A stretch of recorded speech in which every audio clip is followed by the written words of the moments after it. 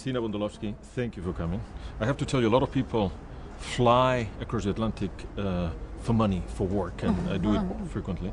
But you have come for us, and that's a huge difference. And it's extraordinary to have former IE alumni that are crossing the Atlantic for us to continue building this network of people working together. Cristina, thank you. I have to ask you the obvious question, and this is, how does it feel to be back where you left many years ago, in a place that probably changed the way you've run your life, or so I hope? Well, I think that one of the things that probably provides more happiness for me is to give back, and I think this is a way of giving back. So when I was here, when I was studying here, one of the things that probably were more inspiring for me was to hear the experiences from other people that had already gone through that period of training, and they had gone into their professional lives, and they were coming back talking about how they had managed their careers. So I think for me it was, it's something that I felt I had to do to pay back and to give back, and that's why I'm very happy to be here. Thank you, Cristina. Give us your advice. You have succeeded following your dream, that was to work, your professional dream. Your personal dream is actually your family, as you told me. But we are in the middle of a crisis. We have students here that come in search of direction, or they come because they know exactly what they want, but all of them come worrying with what's going to happen once they finish. So what's your advice to those that are finishing now, alumnus of the school? I think the first advice I would give is that they have to reinvent the rules, and kind of the set parameters that we have in terms of how you have to manage your career. The context has changed, and therefore you have to change.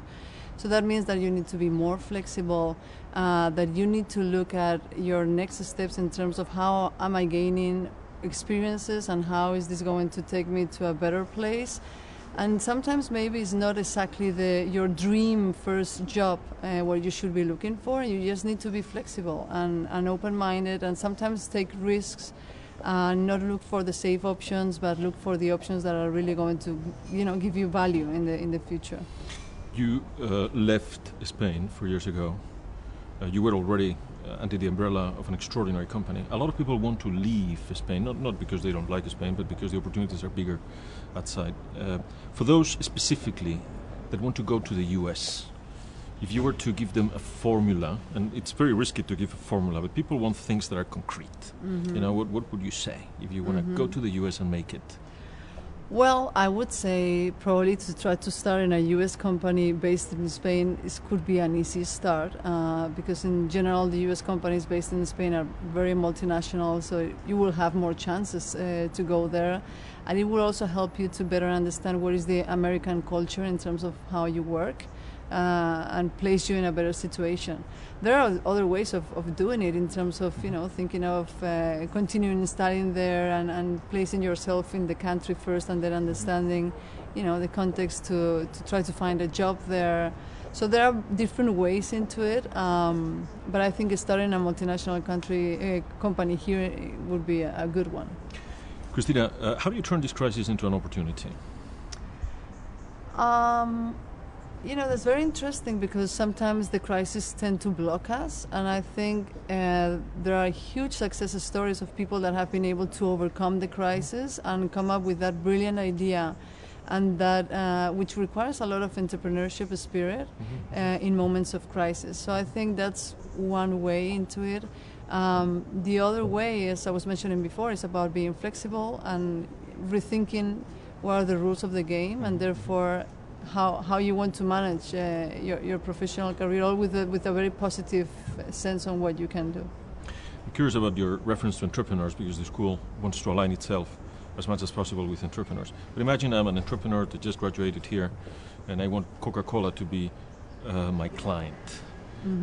How do you approach a big firm with a diploma and a lot of energy and willingness to turn them into a client?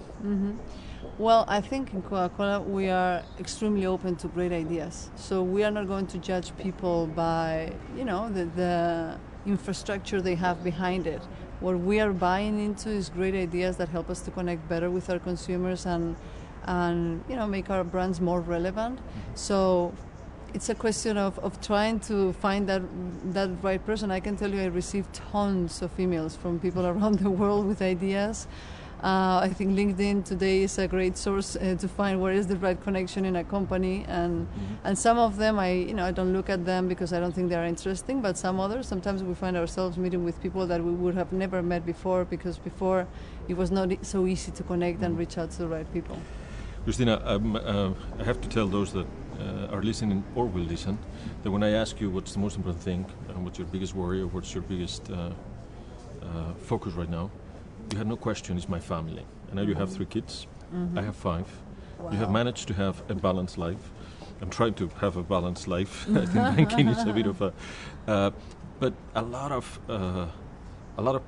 us struggle with that. And I'm always amazed when I find a woman that is succeeded in the US and at the same time constantly focusing on their family and her family. What's your experience there? What would you advise for those that want to have a balanced life without sacrificing neither the job nor the family?